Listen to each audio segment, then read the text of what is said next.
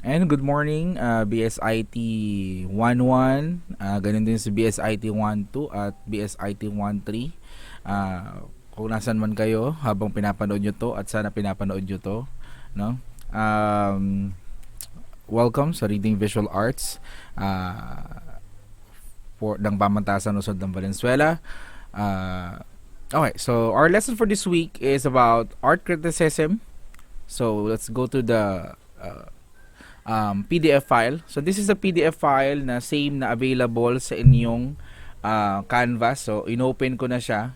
So pwede nyo na yan makita sa Canvas para mabasa nyo na yung part na yan.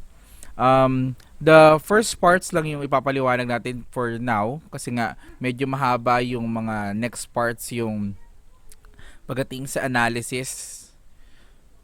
So let's have that next week, yung steps of critiquing art. It's very essential yung steps in critiquing art kasi hindi lang art yung pwede mo makritik kundi pati ibang mga aspects no ng buhay. Pwede mo makriticize through those steps, no? But now let's go to the introduction of the art criticism, which is a very relevant part ng reading visual arts. So bukod doon sa pagbabasa nung artworks by, of course, looking at the artwork, and then there are some people, for them to understand artworks, they do research, no? Ano yung research nila? Sino yung artist? Bakit yun yung subject? No? Symbolism, yun yung mga kadalasang ni-research nila to understand yung meaning ng isang artwork. Again, we don't in reading visual arts, we don't just appreciate an artwork, but rather we want to know more or understand the possible true meaning of an artwork. Though mahirap yun ma-validate kung totoo ba yun ba yung totoong meaning ng artwork. Pero important thing is through the symbolism, iconography, 'di ba? Through the forms, through the colors, signs and symbols, ayan, you are able to understand a certain artwork. So, kung magkatulad kayo ng context ng artist, mas madali nyo maintindihan yung isang artwork. Kasi nga, syempre, same kayo ng pinagmulan, same kayo ng ibig sabihin, o kaya yung mga symbol pareho kayo. So, parang katulad lang yan nasasabi natin last time sa iconography, na kapag ikaw ay Catholic, no, you are familiar with Catholic symbolisms and signs. So, pag nakakita ka ng artwork with those signs and symbols, you can easily understand it. But if you're not familiar with a certain symbol or signs and symbols of an artwork or existing to an artwork, may hirapan ka na intindihin ano ba ibig sabihin ito, sino bang pinapatungkol ito, ano ba yung bagay na yan, no? So now we go with the art criticism, which is somewhat this is part of reading visual art, because not just criticizing it, but reading it, no? Yung criticize, yung minsan kasi yung concept natin ng kritisismo is parang gusto nating baguhin yung isang bagay through our words, no? Yung mga sinabi natin, yung comments natin, we want to imply certain changes, no? Kailangan baguhin mo yan kasi ganito yung nakita ko, no? But in art criticism, it's more on giving judgment to an artwork, no? If it's effective or not, does the message being conveyed by the artist was received or clearly understood by the viewers, no? Yun yung somewhat yung gusto nating makriticize ito, yung effectivity ng isang artwork. Again, art has purpose, no? Pwedeng entertainment, pwedeng convey message, ayan, but not all the time yung art can convey properly o kaya naging effective yung artwork para sa pagbibigay ng mensahe na gustong ibigay ng artist. Okay? So, when we observe art, our minds go through process. So, ganun yan. Hindi yan basta tinignan mo lang. You go to a process, and this process naturally translate into steps of art criticism. And following these steps will help us evaluate art effectively. It is important for us to be able to evaluate art. If we are artists, we must recognize what is good and what is bad so that we may become more successful at our craft, no? Um not just an artist, no, not just in the field of artists, but being a student or IT in the future, yung profession nyo, no, you have to to evaluate your work or evaluate other people's work. Why? Because if you evaluate works, no, yung trabaho mo, trabaho ng ibang tao, you can determine what is a good product or a good program or good thing and the bad thing or yung bad product, no? Now, kapag ka na-evaluate mo yon o kaya ay na-determine mo kung ano yung tama at yung mali, yung maganda at yung pangit, 'di ba? It will be helpful for you to become successful doon sa ginagawa mo. Bakit? Kasi alam mo yung iwasan, alam mo yung susundin, no? Tandaan niyo na the profession na pupuntahan niyo, ano man 'yan, that profession exists before you, no? So kung ganun man, kung dahil exist yun bago kayo mag-exist, no? Ibig sabihin, meron ng pamantayan yan. May criteria na yan kung ano yung acceptable, ano yung pwede, ano yung maganda, ano yung hindi, di ba? So, ayan yung sasabi natin. So, if we're patrons, we must be able to discern success from failures as well. Ayan. So, pag teacher naman kayo, well, hindi niyo nakasama yan. Hindi mo kay teacher. Pero for teachers, the work of the teacher is to, for the students, no, to give the students the mental process that people naturally go through when they look at work of art. Yeah. This way, our students are better equipped to create successful artwork on their own and understand why and how their artworks are digested. Yeah. So paano yung artwork daw o yung trabaho hindi na-digest, no? Paano tinatanggap ng mga viewer yun. Tandaan nyo, no, sa inyong trabaho sa kung kayo ay syempre IT kayo, no, gagawa maraming profession yung kayang gawin ng IT, no? Parang masscom yan pangkalahatan. Whatever yung gagawin nyo, no, you have to understand and evaluate your work, no, para malaman mo kung paano tinatanggap ng mga audience mo o yung receiver mo ng service mo yung ginagawa mo. Bakit? Kasi nga they are the key to success. Pag hindi mo alam kung paano mo makukuha yung audience mo o hindi mo makukuha yung client mo kasi hindi mo alam kung ano yung gusto niya, no? Hindi magiging successful yung ginagawa mo, no? Trial and error, there is a benefit of doubt, there are trials and errors, pero dapat minimal yung errors, more on by trying, more on successful dapat yung magiging result ng inyong trials. Ganun yan. Parang sa programming, kapag puro error yung program mo, 'di ba? Baka hindi tanggapin yung program mo. Kailangan bagaman madali mong malaman kung ano yung error or ano yung dapat baguhin. Yan. Sorry, di ako ganun kaano sa program. Kung sa HTML, 'di ba? Meron kang isang line na may mali, at least mahanap mo, madebug mo yung isang program para malaman mo kung ano yung mali and then you fix that. Yeah. So how do you evaluate art? So this question is answered differently by just about everybody. What really constitutes good art? We all know that opinion plays a major role in what a person may feel is good, but should there be a defined framework of what good artwork is, or should there be a standard, or what would that standard be? So these are the questions, no, na minsan tinatanong natin sa sarili natin. Ano ba yung isang magandang bagay, isang good art and the bad art? Meron bang criteria na kailangan masunod para masabi mong good artwork 'yon o hindi, 'di ba? Paano na yung sense of taste, 'di ba? Yung sabi natin, bawat isa sa atin has a sense of taste. Alam natin kung ano yung maganda, 'di ba? Bakit yun yung gusto, halimbawa, meron kang isang magandang babae tapos yung boyfriend mo ang pangit, 'di ba? Sa paningin ng paligid, 'di ba? Wala tayong magagawa doon kasi taste mo 'yun . Taste mo talaga, gusto mo ng mga pangit . Ganun 'yun. So there we have that kind of thing, no? The taste na tinatawag. And artwork, there is also a taste. There are artworks for us that okay, There are some artworks that for us that ugly for us, no? Kasi taste natin yun eh. So, would that make an artwork good, or would that make the artwork bad, or ugly, or what? No? So, yun yung mga question na sinasabi natin. But before we understand what is art, what is beautiful art, what is an ugly art, we have to understand first our ourselves, no? How we see things. Paano ba natin tinitingnan yung mga bagay? So, bago natin puntahan yan, no, may sisay pa rito.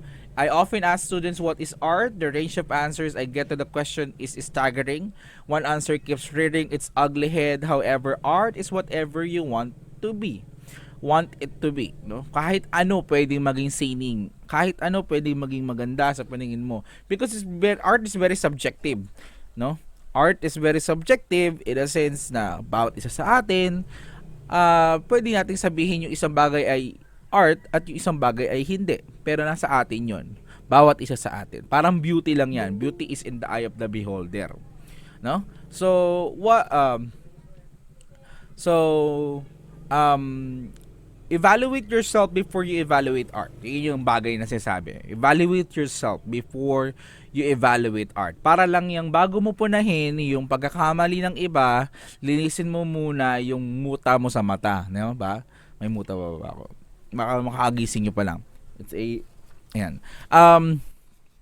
Well, evaluate yourself. You have to understand yourself first before you evaluate art, before you understand things. You have to understand yourself before understanding other people. Ganun lang yung concept niyan. Do you like the expressive qualities of a work of art, the message it conveys, and the emotional qualities within? Do you find that artworks that strive for realism suit your fancy? Do you place most important on the use of color theory, use of line, composition, shape, and form? And so on, or perhaps you find all of these attributes to be important in good artwork. So, yan yung mga question. No? There are three types of people in terms of evaluation. No, there are people that are realists, there are people that are formalists, and then there are people that are emotionalists. Tatlong bagay lang yan. So ngayon, you have to understand yourself. Paano ko ba tinitingnan yung mga bagay? 'Di ba? O parang sabihin natin sa tao, 'di ba? Sa tao, paano ko ba 'to naging kaibigan? Yung isang kaibigan mo, try to look at him or her. 'Di ba? Paano ko ba 'to naging tropa, 'di ba? Are you a realist? No? Realist ka ba? Ibig sabihin mga bagay-bagay sa paligid, no? Sa tingin mo, o ano yung totoo, yung katotohanan, yun yung tinitingnan mo. Are you a formalist? Kasi yung pagiging tao niya, 'di ba? Yung kanyang hugis, itsura, yung kanyang kilos, galaw, ayan. Yun ba yung mga forms, ayan? Or you are emotionalist, 'di ba? Emotionalist, wala lang, na feel mo, unang tingin mo pa lang sa kanya, feeling mo siya na. 'Di ba? Siya na yung magiging best friend mo, or ewan ko kung jowa mo. Ganyan naman kayo, bini-best friend niyo muna bago niyo jowain. Kala niyo naman nag-i-enjoy. Pangit yun, no? Pagka kaibigan, kaibigan. Pag jowa, jowa. Huwag nyo kaibiganin bago nyo jowain. Mahirap yan. Friends are forever.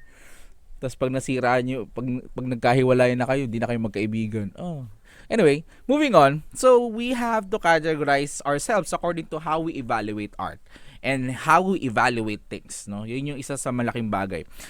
Isa yun sa magandang bagay sa reading visual arts. Evaluation of things, no? Like art. So, now, sabi ko sa inyo, tatlong bagay na dapat there are three categories of being in evaluating things. Number one is the realist. Yan. So, what is realist?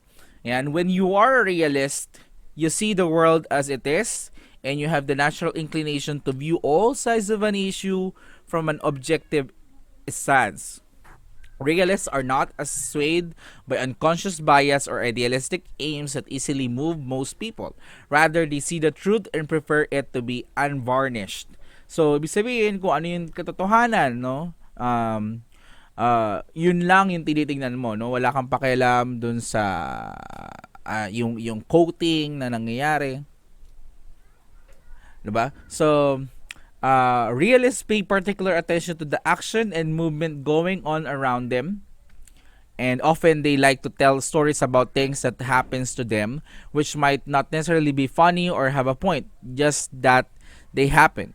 They are concerned with the behaviors and activities of other people, usually conventional people who conforms to social norms and institutions. They like to be up to date on the latest popular trends and fashions. So yun yung realist, no? They are more concerned on what is happening in reality. Ganun lang yon. Behaviors ng tao, mga bagay-bagay, ano yung uso, ano yung meta, 'di ba? Yung sa buhay natin may meta pa rin, 'di ba? Yan yung survival. In order to survive, there are most effective tactics available para mabuhay ka, no? In evaluation of art, there are most effective tactics that are acceptable, no? Para masabi mo yung isang artwork ay maging katanggap-tanggap doon sa lipunan, no? Sabi nga natin, bakit meron kay tayong nakikitang mga tao na nagdo-drawing ng mga halimbawa nung namatay yung ating late president na President Noynoy Aquino. There are many people, or there are artists, no, na sketching the image of late President Pinoy, 'di ba? Late President Noynoy Aquino. Ayan. Bakit? Because that's a realist point of view or way of acting on the society, no? Na in order for you to become acceptable, uh, or gain other people's acceptance or validation, 'di ba? Nakikisakay ka, no? That's part of being realist, no? Kung ikaw naman ay tumitingin sa artwork, 'di ba? Tumitingin ka sa artwork, well, yung isang sining, inaaral mo kailan siya ginawa. Bakit yun yung subject? Bakit yun yung symbols, no? Because of that, because yung mga symbols na yon, because yung mga imagery na yon na nasa painting, yun yung uso, no, available or kaya ay uso trend nung panahon na yon. Ayan. So kahit sa buhay ng tao, no, there are some of us na very realist. We adapt, no, we adjust to what is happening around us kasi yun yung sa tingin natin uh, um, way para maka-survive tayo. Again, the ultimate goal of a person, of a people rather, is to survive. So ganun din sa well, we talk about realistic, no? Possible signs that you may be realist thinker. Number one, you know how to plan wisely. Yeah. So kung kayo ay realist, you know how to plan wisely, no? Hindi kayo yung bahala na. Hindi kayo gano'n, no? Your handbag has everything needed for any situation. Ayan, parang Boy Scout, laging handa. Ayan, meron kang kung ano-ano para ready ka. And you occasionally are seen as pessimistic, no? Pessimistic, ibig sabihin, kabaligtaran ng optimistic. Hindi, yung pessimistic is that, parang, sabi dito, tinitingnan mo lang kung teka lang, parang mahirap yun. Optimistic, happy-go-lucky people tend to feel bummed out and annoyed by you because they think that you might be pessimistic, sarcastic, and mellow. However, you're just able to see situation in the real world for what they really are. So you might not always have positive things to say. You see through people, events, and important moments for what they really are, and when you know something won't work out or is not practical, you are not afraid to speak your mind. So ganun daw yung pessimistic. Ano? You see the world na hindi mag-a-adjust yung mundo para sa iyo, no? You see the world as not a blooming flower, no? Na ay lahat yan, all things, all good, will all right forever. Hindi ka gano'n, no? Nakikita mo yung mundo na ay may chances minsan ganyan talaga, may nangyayaring masama, may nangyayaring hindi maganda, pero still life goes on, 'di ba? Forward. Ganon. So you are like that. Hindi kayong optimistic tao na hindi okay lang. Okay lang 'yan. Ay, ewan ko. I don't know. So you constantly fight for a urge to say I told you so. Ayan, sinabi ko na eh. 'Di ba? Parang nakita ko na 'yan eh. Nakita ko na 'yan, nangyari na 'yan eh. Tapos hindi nila sinunod, and then you keep on proving yourself na tama yung sinabi ko, tama yung observation ko, tama yung planning ko, 'di ba? So, and yeah. You generally are an easygoing person. When people wants to hear the truth, they come to you. Yes. Although you are realist, you are not brutal. Ayan. So, yun yung realist, no? Basta yung realist is kung makatotohanan lang, kung ano yung totoo, kung ano talaga totoo nangyayari, no? And, in artwork, in even your work, no? Being a realist is a good sign, no? A good sign, a good way. Di ko man sinabing pangit maging emotionalist, pangit din maging formalist. Iba-iba tayo, no? Such that yung realist is more on sa tingin ko ito yung mas okay na type ng mga tao kasi nga they see things on what it should be, no, based on what is happening. Ayan, another is the formalist muna tayo. Yung formalist, the complete teka lang. Actually, hindi naman siya complete na opposite ng realist. It's such that the formalists see the artwork or the product or the thing, no, as it is, no? Kung ano 'yon, yun na 'yon. Walang sinasabi ng ibang tao, hindi mo tinitingnan kung sino yung artist. Ayan, halimbawa, sa artwork. So, pag formalist way of thinking, you see the artwork as it is, no? By the forms, the colors, by the lines, no? Kung ano yung meron siyang katangian, yun lang yung tinitingnan. Ayan. Yun yung formalist. Formalists disagreed about what specific elements make a literary work good or bad, but generally formalism maintains that a literary work contains certain intrinsic features, and the theory defined address the specifically literary qualities of in the text. Ayan. Therefore, it's easy to see formalism relations to Aristotle's theories of dramatic construction. So, this is more on the formalism on the literature, no? But the formalism, the artwork, halos ganyan din. It's such that the art or anything has its own intrinsic quality. No, meron siyang katangian na kumbaga, yun yung katangian niya. It is unique from the other artworks unless it was copied perfectly.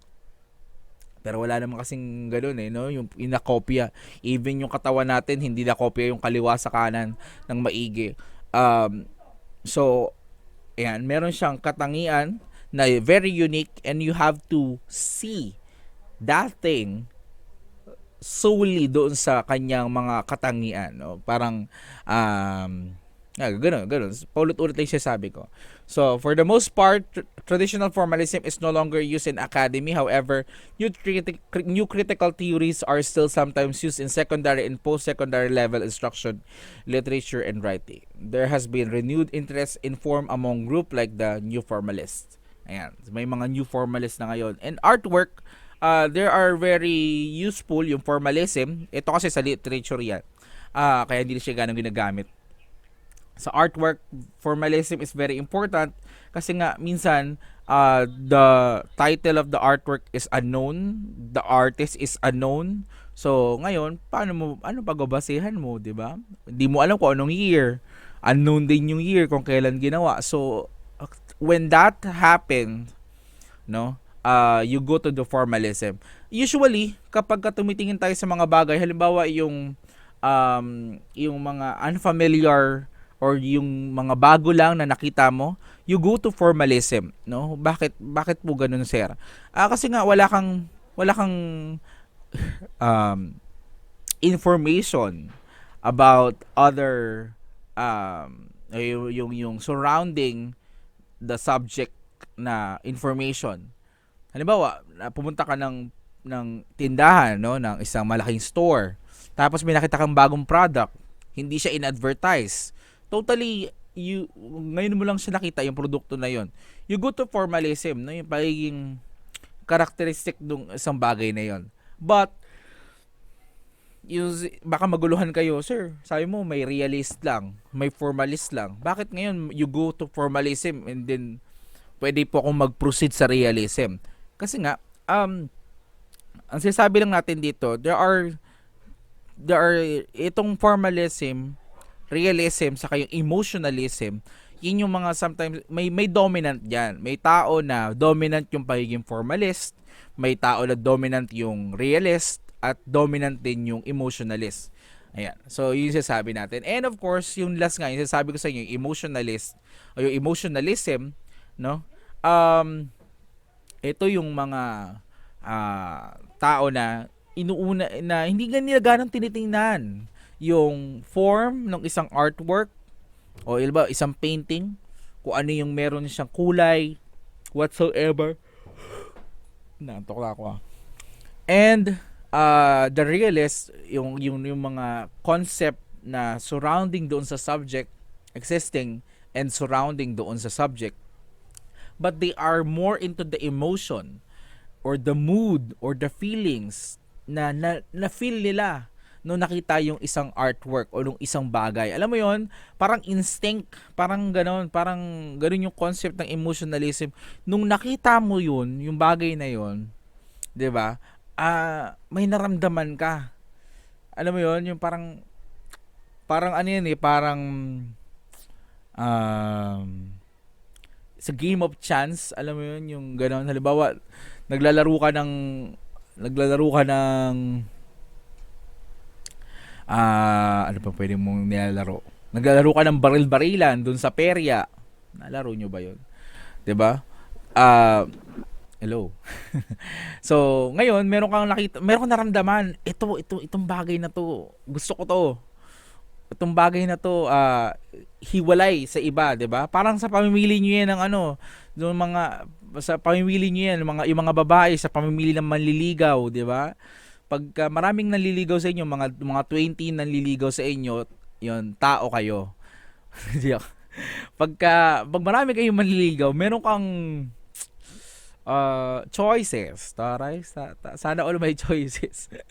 Okay, so meron kang choice. So meron kang mga nakalinya sa iyo yung mga lalaking nanliligaw sa iyo. Tapos meron kang isang naramdaman, ito gusto ko to among them. So emotionalist yung ganong concept. You are more into the emotion that you feel, no? Mood or feelings or the ideas the artist wants the viewer to see the message contained within on the artwork, and also the empathy, expressionism, formalism, imitationalism, kitsch, and sentimentality of the viewers. So tandaan niyo yan, yung emotionalist, yan yung ang pinaka dominant sa kanila is the emotion, ano, or mood or feelings na naramdaman nila. Parang ano lang yan, parang namimili ka ng sabon na ipanlalaba mo sa labahin mo at nasa tindahan ka, no? Merong Tide, merong Ariel, merong Surf, merong iba, pero meron kang naramdaman. Parang gusto ko ng Surf compared sa Tide. Bakit? Kasi mura yung Surf. So, mas na-feel mo yon emotionally, no? Nalungkot ka, wala kang pera, nag-surf ka na lang. Ayun, so ganun. Emotionalism theory is an aesthetic and critical theory of art. This theory highlights the significant qualities of an artwork because the most essential thing about a work of art is the vivid communication of strong feelings, of moods, feelings, and ideas. So, tandaan nyo na minsan, alam mo, hindi naman kasi lahat ng artwork meron kang ganun maramdaman. If you go to a gallery, if you go to a museum, no, na meron kang merong mga artworks, no, hindi kasi lahat hindi lahat doon may manaramdaman ka. Tandaan niyo 'yon. Hindi lahat ng artwork may meaning. Hindi lahat ng artwork meron kang mafe-feel, no? Especially kapag may mga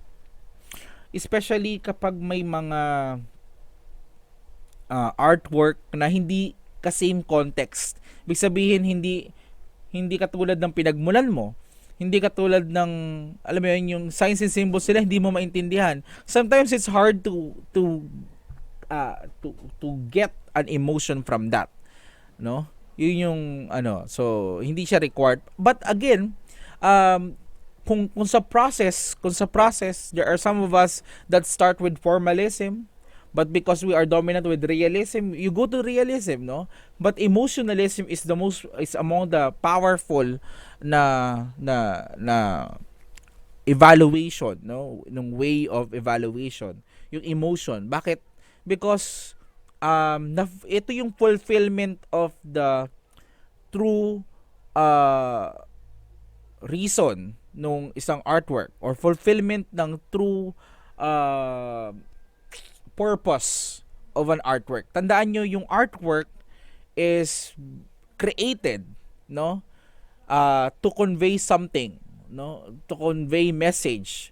So yung emotionalism, yan yung parang pinaka powerful, pinaka dulo, no, ng proseso. Bakit? Kasi through emotionalism, na na-receive mo yung meaning, na-receive mo yung mood, yung emotion ng artist na gusto niyang ipa-convey o iparamdam doon sa kanyang mga tagatingin ng kanyang artwork.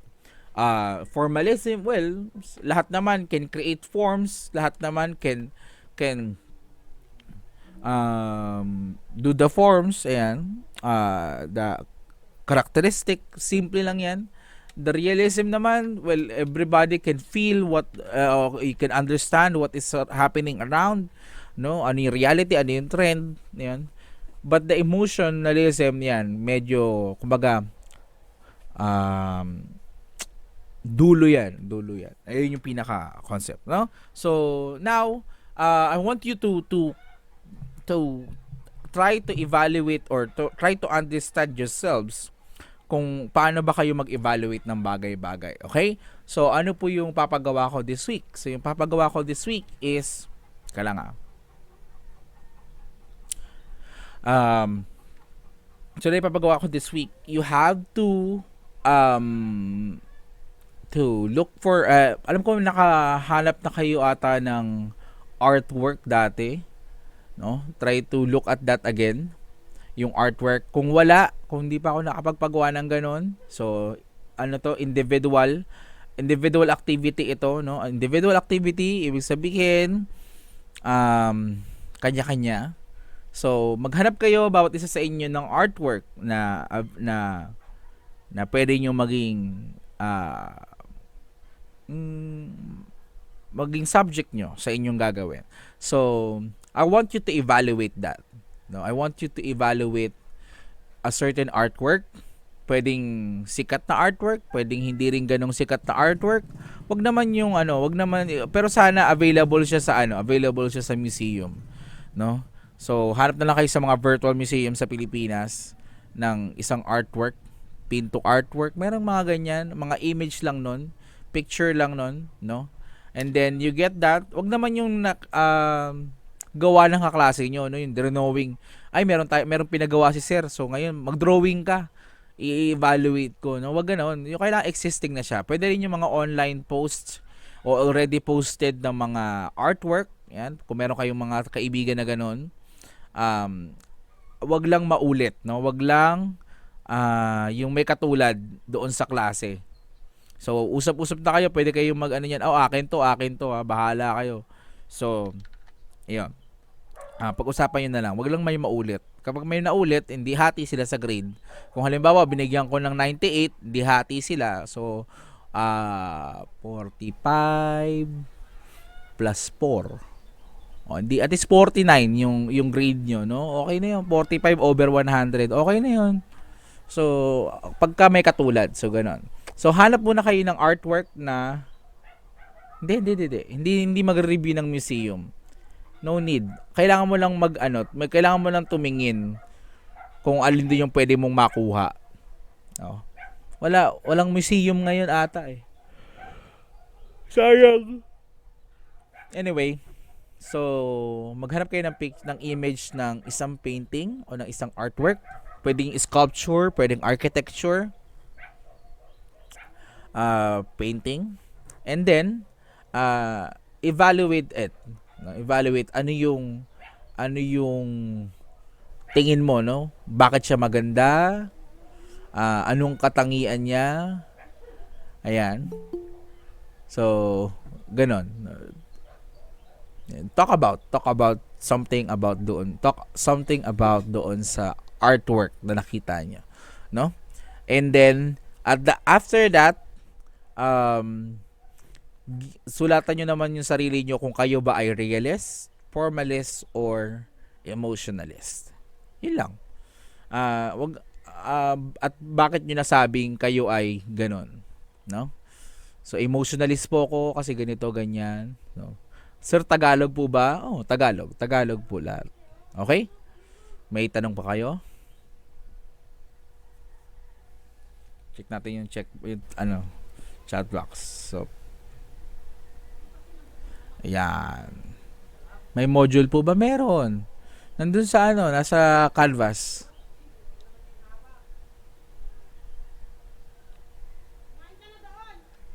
Okay na? So, kung wala na, so, ayan. Chat na lang kayo sa GC kapag meron kayong tanong.